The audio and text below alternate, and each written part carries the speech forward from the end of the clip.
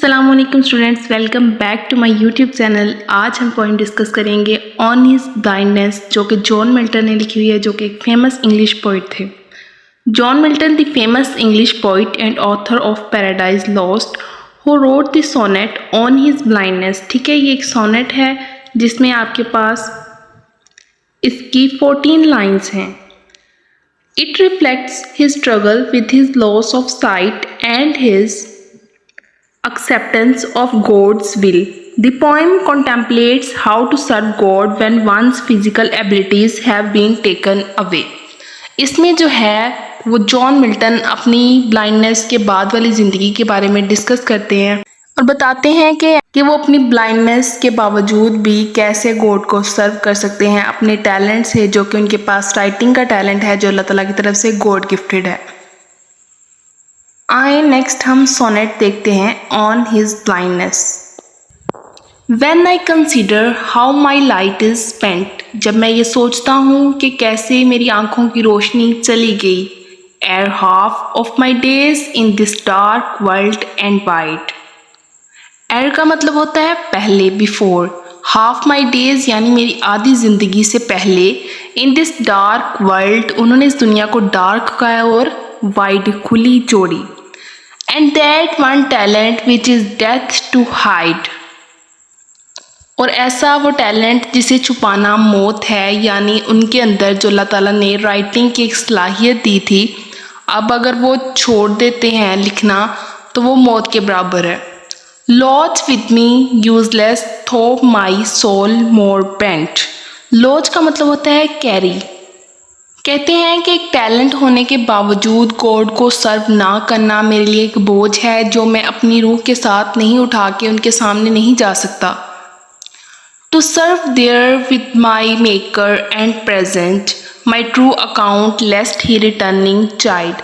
अब वो कहते हैं कि जिसने मुझे बनाया है, जो मेरा मेकर है, क्रिएटर है, यानी कि जो अल्लाह ताला हैं, जिनके पास मुझे मुड़ के वापस जाना है, तो क्या मुझे उनको सर्व करना अभी भी चाहिए इस डिसेबिलिटी के साथ कि मेरे पास, मैं ब्लाइंड हो चुका हूँ, इसके बावजूद भी क्या मैं गॉड को सर्व करूँ, या मैं अपने अंदर ही उस टैलेंट को मार। आए थोड़ी सी इसकी एक्सप्लेनेशन देखते हैं। In this sonnet Milton reflects on the fact that he has lost his eyesight. ठीक है, उन्होंने अपनी जो है वो नज़र, जो है बसारत, वो खो दी है। Before being able to fulfil his potential and serve God fully. जो एक अरूज होता है ना लिखने का, कि बंदा पहले थोड़ा थोड़ा लिखता है, फिर एक अरूज पे जाता है, फिर नीचे आता है। वो कहता है अभी तो मैं उस अरूज पे भी नहीं गया था कि उससे पहले मेरी आंखों की जो बिनाई है वो चली गई है। He likens his lost ability to a talent, referring the parable of the talents in the Bible. He wonders if God expects him to continue working as before despite his blindness.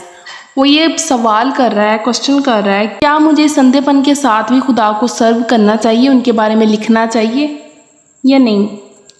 Doth God exact day labor light denied. डोथ का मतलब जो word use हुआ है वो उसका meaning does he आता है। God exact, day labour यानी एक मजदूरी करवाना, लाइट डिनाइड के बसीरत ना होने के बावजूद भी। आई फॉन्डली आस्क, वो सवाल करते हैं, ठीक है। But patience to prevent that murmur soon replies God doth not need. Murmur होता है सरगोशी करना, वो सरगोशी करते हैं खुद से और जल्द ही रिप्लाई आता है कि खुदा को कोई ज़रूरत नहीं है। आइदर मैन्स वर्क और his on gifts who best, कि खुदा के पास अपने बंदे हैं जो कि उसके काम करते हैं, जैसे कि फरिश्ते हैं जो अल्लाह ताला का हुक्म मानते हैं, ठीक है, और हमसे कई गुना ज़्यादा अच्छा काम करते हैं वो अल्लाह ताला के लिए। इन लाइन्स की एक्सप्लेनेशन देखें। However, he comes to a realization through patience and contemplation that God does not necessarily require active service. ठीक है, उन्हें कोई एक्टिव सर्विस नहीं चाहिए आपसे। And that simply enduring and accepting his condition, ठीक है, आपकी कंडीशन को देखते हुए, while still maintaining faith is a form of service in itself. Milton conclude that even those who may not be able to perform physical labor or accomplish visible tasks can still serve God by their faith, devotion and willingness to submit to his will. कि खुदा को तो कोई ज़रूरत नहीं है आपकी, अब आप अपनी मर्ज़ी से अगर खुदा को सर्व करना चाहते हैं तो आप कर सकते हैं अपनी खुशी से, लेकिन कोई आप पे लाजिम नहीं है। आपको आपकी ज़रूरत है या आपके टैलेंट की ज़रूरत है। Bear his mild yoke, they serve him best. His state is kingly, thousands at his biding speed.